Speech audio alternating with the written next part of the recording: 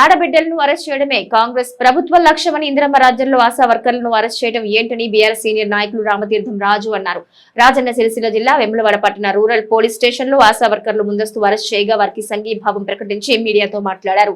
కాంగ్రెస్ వచ్చాక ప్రజాపాలన నడుస్తుందని చెప్పిన సీఎం రేవంత్ రెడ్డి రాష్ట్రాన్ని అరెస్టులకు పాలనగా మార్చారని, నిరసన తెలుపుతున్న మహిళలను ఇతర పార్టీ నాయకులు అందరిపై కేసులు నమోదు చేస్తున్నారని మండిపడ్డారు. ఆశా వర్కర్లను అరెస్ట్ చేయవలసిన దుస్థితి ఎందుకు వచ్చిందంటూ ప్రశ్నించారు. ప్రజాస్వామ్యంలో ప్రశ్నించడం తప్ప అంటూ ప్రభుత్వంపై ఆగ్రహం వ్యక్తం చేశారు. ఈ కార్యక్రమంలో నాయకులు నిమ్మశెట్టి విజయ్, మారం కుమార్, సిరిగిరి చందు, నరాల శేఖర్, గోరి మహేష్, శంకర్, కుమారి శ్రీనివాస్ తదితరులున్నారు.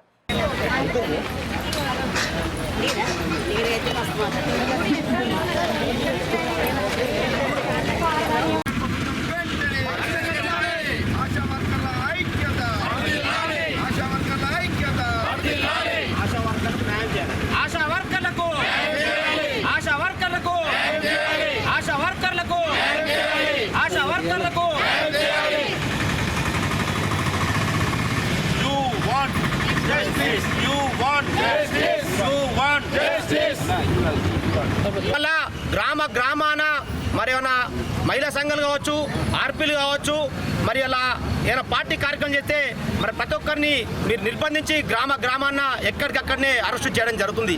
మరి అలా ఆశా వర్కర్ల జీవితం చాలా బాధాకరం. ఎందుకంటే వాళ్ళ కనీస వేతనం మరి గతంలో కేసీఆర్ గారు 4,000 ఉంటే 9,000 చేయడం జరిగింది. అదే రేవంత్ రెడ్డి ప్రభుత్వం వచ్చిన 16 నెలల్లో ఒక్కసారి కూడా మరి వారు విన్నపం ఇద్దాను కూడా మరి పట్టించుకున్న పాపాన లేదు. మరి వాళ్ళ మేము ఒకటే చెప్తున్నాం, మరి వాళ్ళ తెలంగాణ తల్లి అనేటువంటి మన తల్లిని గౌరవిస్తాం. అదేవిధంగా మహిళలను మనం గౌరవించాల్సిన బాధ్యత మన ఒక్కరిపైన ప్రతి ఒక్కరి పైన ఉంది. ఇలా మహిళలు మరి వాళ్ళు ఉదయం కూడా పట్టుకొచ్చే క్రమంలో మరి వాళ్ళ ఇంట్లో మరి వాళ్ళ కాలకృత్యాలు కానీ మరి వాళ్ళ అత్త, మామ, భర్త ఇంకా ఆడ కార్యక్రమాలు ఎన్నో ఉంటాయి. కానీ వాటిని అన్ని డేవిడ్ చూడకుండా సార్ మేము 10 గంటలకు వస్తాం, మేము హాజరిస్తామన్నా కూడా ఎవరు కూడా విడిచిపెట్టకుండా ఖచ్చితంగా ప్రతి ఒక్కరిని పట్టుకురావడం జరుగుతుంది. ఇది మేము ఖచ్చితంగా ఖండిస్తున్నాం. మరి రాబోయే కాలంలో మరి వీరి హక్కుల పట్ల మరి వాళ్ళ ఒక జీవితం గడవాలంటే ఖచ్చితంగా మినిమంలో 15 నుంచి 20,000 కావాలి. మరి వాళ్ళ ఆర్థిక పరిస్థితి వీళ్ళకి 9,000 రూపాయలు ఇచ్చి ఇలా ఉదయం 9 గంటల నుంచి సాయంత్రం 6 గంటల దాకా పనిచేసుకుంటారు. కరోనా కష్టకాలంలో మరి వాళ్ళు ప్రాణాలు సైతం అడ్డం పెట్టి ఇలా వాళ్ళ ఇంటింటికి పోయి ఎన్నో కార్యక్రమం చేశారు. మరి వాళ్ళ ముందడి కూడా సమగ్ర సర్వేలో మరి ప్రతి ఇంటికి తిరుక్కుంటా చేసుకుంటారు. మరి డెలివరీ కేసులో కావచ్చు, ఏదైనా రోగాల ప్రాబ్లం ప్రాంచినప్పుడు వాళ్ళు ప్రతి ఒక్కరు ప్రాణాలు తెగించి పోరాటం చేస్తారు. అలాంటి మహిళా మనల్ని కాపాడుకోవాల్సిన బాధ్యత ప్రభుత్వం పైన ఉన్నది. మరి ఇలాంటి కార్యక్రమం చేసేటప్పుడు అరెస్టు చేయి, ఆందోళన కార్యక్రమాలు వ్యతిరేక కార్యక్రమం చేయాలి, తప్పులేదు. కానీ మరి ఉదయం పూట పిలుచుకొని వాళ్ళను మందలించో మరి ఏదో కాయ రాసుకొని చేయడం మీ బాధ్యత. అంతేగాని ఇష్టానుసారంగా మరి ఇలా ఉదయం 4 గంటలు కానీ మబ్బుల 2 గంటలు కానీ పట్టుకొచ్చు చాలా బాధాకరం. మరి ఇలాంటి కార్యక్రమం చేస్తే రానున్న కాలంలో ఖచ్చితంగా వీరి వెంట మేము ఉంటాం. వీరి హక్కులను సాధించడానికి ఎంతటికైనా తెగిస్తాం.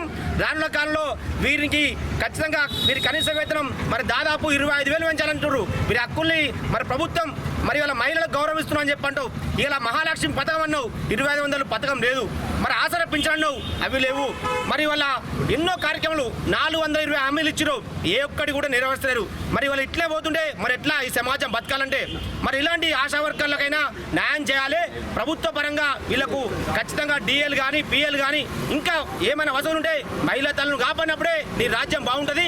మహిళలను అగౌరవపరిస్తే మాత్రం రానున్నకంలో మీకు ఖచ్చితంగా గుణపాఠం చెప్తానని చెప్పి తెలియజేస్తున్నాం. మరి స్త్రీ జాతిని అవమానించిన చరిత్ర ఈ రేవంత్ రెడ్డిది. ఎందుకంటే మరి ఆశా వర్కర్లు అసలు ఎలాంటి జీతభత్యాలు లేకుండా, ఎలాంటి ఉద్యోగ భద్రత లేకుండా, ఎలాంటి ఇంక్రిమెంట్ లేకుండా పొద్దున లేస్తే ప్రజలకు సేవ చేసే ఒకే ఒక వింగు ఈ ఆశా వర్కర్లు. మరి వీరిని మబ్బుల 4 గంటలకు పోలీస్ స్టేషన్లో ఒక దొంగల్లాగా, ఒక ఉగ్రవాదుల లేక తీసుకురావడం అంటే ఒక స్త్రీ జాతిని అవమానించినట్టుగా మేము భావిస్తూ ఉన్నాం. ఎందుకంటే మరి కేసీఆర్ గారి గవర్నమెంట్లో ఆనాడు ధర్నాలు చేస్తేనో ఏదైనా రాష్ట్రరోకలు చేస్తేనో మరి పోలీస్ స్టేషన్ తీసుకొచ్చి పంపించేది. కానీ వీరిని మబ్బులనే మరి ఒక గర్భవతి అయిన చెల్లెకి కానీ, అనారోగ్యం వచ్చిన ప్రజలకు కానీ, ఏదన్నా అనుకోని రోగాలు వస్తే వాళ్ళకి సర్వీస్ చేసేది మొట్టమొదటిగా మా ఆశా వర్కర్లు, మా అక్కలు. వీరిని మరి పని చేసుకోకుండా, వారి యొక్క అలా ఆరోగ్య సమస్యలు పట్టించుకోకుండా మేము తెల్లారినాక వస్తామన్నా కూడా విడిచిపెట్టకుండా తీసుకొచ్చినది అంటే ఎంత దౌర్భాగ్యం అని చెప్పి మేము బీఆర్ఎస్ పార్టీ పక్షాన నిలదీస్తూ ఉన్నాం. మరి కరోనా వచ్చినా ప్రభుత్వ పథకాలు ఏది వచ్చినా మరి వీరిని వాడుకుంటూ ఉన్నారు. మరి మొన్నటికి మొన్న కుటుంబ సమగ్ర సర్వే అని కులగణన సర్వే అని చెప్పి ఎమ్మిరేటర్లను చేసి వీరికి ఇప్పటి వరకు కూడా ఒక రూపాయి ఇవ్వకుండా వీరిని ప్రభుత్వం మరి ఎట్టి చాకిరీ చేస్తూనే ఉంది. మరి ఇలాంటి మీద కనీసం కనికరం లేకుండా ఈ ప్రభుత్వం మరి వీరిని నిర్బంధం చేసి వీళ్ళపై దాడి చేసే విధంగా వివరించడం నిజంగా బాధాకరం. వీరి యొక్క డిమాండ్లను కనీసం మమ్మల్ని గుర్తించండి అని చెప్పి వేడుకునే పరిస్థితి తీసుకొచ్చింది రేవంత్ రెడ్డి గారు. మరి వీళ్ళకి ఉద్యోగ భద్రత కల్పించాలి, వారి యొక్క డిఏలు ఇవ్వాలి, వారికి మరి జీతభత్యాలు ఇవ్వాలని చెప్పి వాళ్ళు డిమాండ్ చేస్తూ ఉంటే బాధ అనిపిస్తూ ఉంది. వీరు ఖచ్చితంగా ప్రభుత్వం ఆనాడు ఎలక్షన్లో వీరికి అడ్డగోలు హామీలు ఇచ్చి ప్రజలను నమ్మించి మరి ఆశా వర్కర్లను మాయ చేసి ఓట్లు వేయించుకొని ఈరోజు వారిని పోలీస్ స్టేషన్లో నిర్బంధించడం హేయమైన చర్య. దీనిని బీఆర్ఎస్ పార్టీ పక్షాన తీవ్రంగా ఖండిస్తూ ఉన్నాం. వీళ్ళ డిమాండ్లను నెరవేర్చేదాకా వీరితో పాటు వీరు వెనుకుండైనా నడిపించడానికి ముందుండి మేము పోరాడతామని చెప్పి ఈ సందర్భంగా వారికి సంఘీభావం ప్రకటిస్తూ మరి ఈ కార్యక్రమంలో పాల్గొన్న గౌరవ మాజీ ప్రజాప్రతినిధులకు నాయకులందరికీ కూడా ధన్యవాదాలు తెలియజేస్తా ఉన్నాం.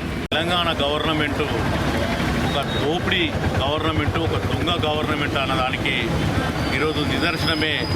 మరి మహిళా మనులు, ఆశా వర్కర్లు వాళ్ళు చాలీ జీతాలతోని వాళ్ళ కుటుంబాల పోషణ మరి చాలా బాధాకరంగా ఉందనే వాళ్ళ హక్కులను ఈరోజు ప్రభుత్వ పరంగా సాధించుకోవడానికి వాళ్ళు ఒక కమిటీగా ఏర్పడి వాళ్ళ హక్కుల మీద పోరాడుతున్న సమయంలో మరి తెల్లవారుజామునే ఈ పోలీసు వారికి మరి ఎక్కడ ఇబ్బందులు కలిగినాయి, లా అండ్ ఆర్డర్ ప్రాబ్లం అయిందా, లేదంటే ఏదైనా ట్రాఫిక్ జామ్ చేసిర్రా, లేదంటే ఇక్కడ వైలెన్స్ చేసిర్రా, న్యూసెన్స్ చేసిర్రా, వీళ్ళ వల్ల ఏమైనా సౌండ్ పొల్యూషన్ అయిందా అని నేను పోలీసు వారిని అడగదలుచుకున్నాను.